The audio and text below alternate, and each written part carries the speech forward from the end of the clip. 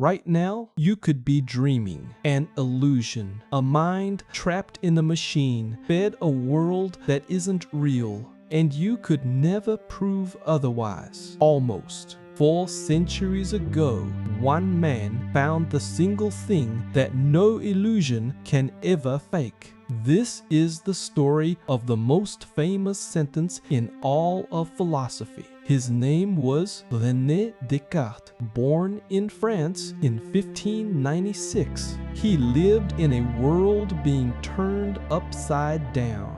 The old certainties of the church and of ancient Greece were cracking apart. Across Europe, the 30 Years' War set whole nations on fire.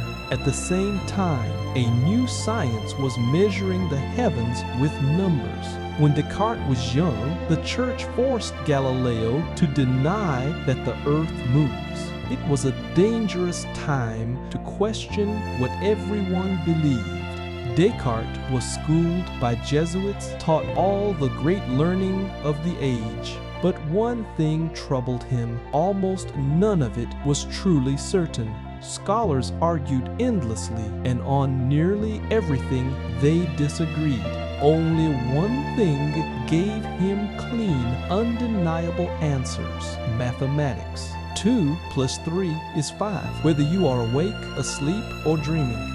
Descartes wanted that same certainty for everything, even for truth itself. As a young soldier shut inside a warm, stove-heated room, he began an experiment in pure thought. He resolved to tear down everything he believed and keep only what he could not possibly doubt. First, he doubted his senses. Our eyes fool us all the time. A straight stick looks bent in water. If the senses deceive us even once, can we ever fully trust them?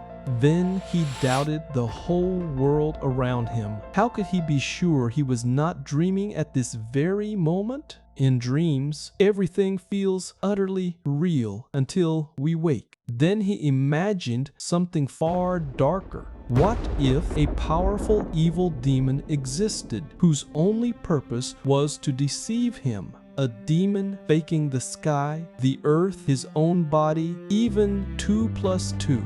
If such a being were real, then everything could be a lie. Descartes had doubted his way into total darkness. And there in that darkness, he saw the one thing the demon could never fake. To be deceived, he first had to exist to be deceived. The very act of doubting proved that someone was there doubting. He could doubt his body, the stars, the whole world, but never the doubter himself. I think, therefore I am. The one certainty that survives every possible doubt. Not proof of his hands or his name, but of the thinking mind behind them.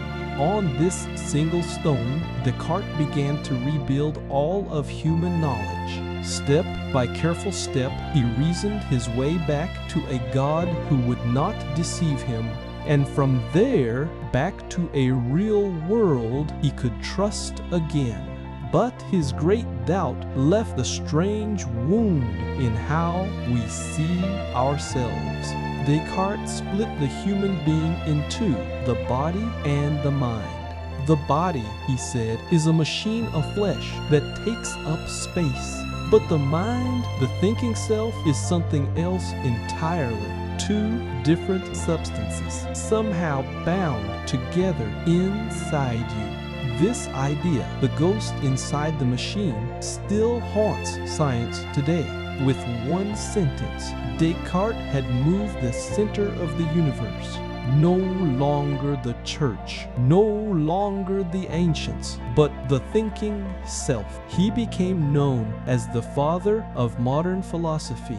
Every thinker after him had to wrestle with the lonely eye he had uncovered. He even reshaped mathematics. The grid of X and Y is called Cartesian after him. Yet not everyone was convinced his I truly existed. Some argued the Cogito proves only that thinking happens, that perhaps we should say it thinks. The way we say it reigns. Descartes died in 1650, far from home, in the cold of a Swedish winter. But the question he lit could never be put out. Today we live among screens, deepfakes, and worlds built from code, his evil demon reborn. So here is what Descartes leaves with you. When everything else can be doubted, what is the one thing you know for certain?